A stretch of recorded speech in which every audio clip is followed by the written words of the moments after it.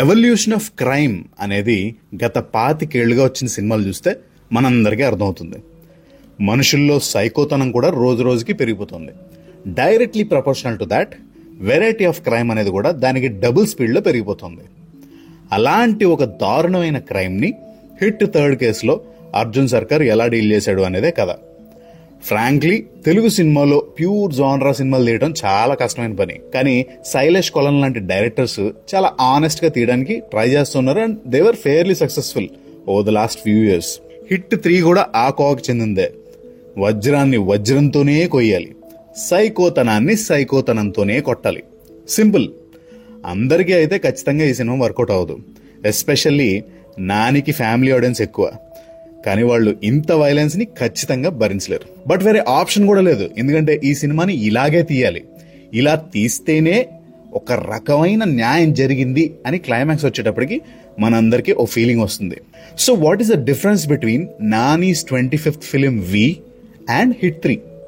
ఒక్కటే, నాని అనే అతను ఒక పరిణితి చెందిన నటుడిగా ఎదిగాడు. వి అనే సినిమాలో కనిపించని ఆనెస్టీ ఈ సినిమాలో మనకు ఖచ్చితంగా కనిపిస్తుంది. అంచేత సినిమా ఎండ్ అయ్యేసరికి నాని స్కోర్స్ వెరీ బిగ్. కొన్ని డైలాగులు ఉంటాయి. హిందూ పోలీసు, ముస్లిం పోలీసు అని ఉండరు మేడం, పోలీసులు అని మాత్రమే ఉంటారు అంటాడు.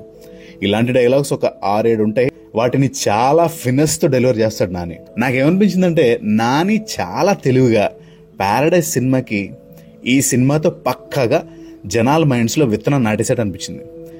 ఎలా అంటే you first watch this, next one తట్టుకోవాలంటే ముందు నీకు ఈ మాత్రం డోస్ అయినా ఉండాలి మెంటల్ గా అని మనల్ని బాగా ప్రిపేర్ చేసినట్టు అనిపించింది. ఇక బలి పూజ చేసేటప్పుడు కత్తికి పసుపు రాస్తారు కదా, ఈ సినిమాలో ఆ పసుపు రోలు చాగంటి కోటేశ్వరరావు గారి వాయిస్. మేబీ ఇంకొంచెం సేపు ఉంటే బాగుండేదేమో అనిపించింది. బట్ ఉన్నంతలో ఆయన వాయిస్ ని చాలా బాగా వాడుకున్నారని చెప్పాలి సిచ్యువేషన్ కి తగ్గట్టు. అండ్ బీజిఎం అయితే నాకు పెద్దగా ఎక్కలేదు, ఎస్పెషల్లీ ఫస్ట్ హాఫ్. ఆ ఏరియాలో కొద్దిగా వర్క్ చేసి ఉంటే బాగుండేది అనిపించింది. ఇలాంటి సినిమాలు సొసైటీకి ఏమైనా ఉపయోగపడతాయా అనే డౌట్ ఎవరికైనా ఉంటే లెట్ మీ క్లారిఫై, ఖచ్చితంగా. ఎందుకంటే ఇలాంటి క్రైమ్స్ చేసేవాళ్ళు కూడా ఉన్నారా అనే రియలైజేషన్ అయితే చూసిన జనాలందరికీ వస్తుంది. క్లైమాక్స్ అయిపోయాక హిట్ 4th కేసుకి అంటే నెక్స్ట్ పార్ట్కి ఇచ్చిన ఇంట్రడక్షన్ చాలా మామూలుగా ఆర్డినరీగా ఉంది. I don't know if he wants us to have very low expectations. Lastly, with complete due respect to Nani and his performance in the movie, I say this. ఎందుకో from nowhere I had this feeling that probably Yash లాంటి వాడైతే ఈ సినిమాకి reach ఇంకా ఎక్కువ ఉండేదేమో అనిపించింది. But I'm not taking anything away from the cost and crew of hit 3.